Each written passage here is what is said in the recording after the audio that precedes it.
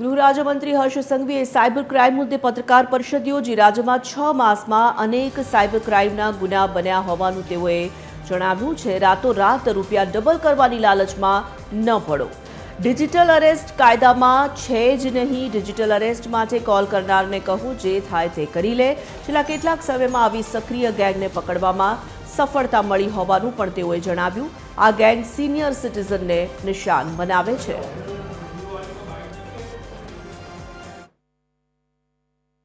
Stock માર્કેટની લાલચોમાં ના પડવું જોઈએ અને ડિજિટલ અરેસ્ટના નામની કોઈ વ્યવસ્થાઓ કોઈ બી એ ઇન્કમ ટેક્સ હોય, ઈડી હોય, સીબીઆઈ હોય, સીઆઈડી હોય કે લોકલ પોલીસ હોય, આવા કોઈ બી કાયદાની અંદર ડિજિટલ અરેસ્ટનું કોઈ વિષય જ નથી, જેથી ડિજિટલ અરેસ્ટના નામના કોલો ઉપર તમારે ડરવાની બદલે એમને છાતી ખોલીને કહેવાનું છે કે જે થાય એ કરી લે।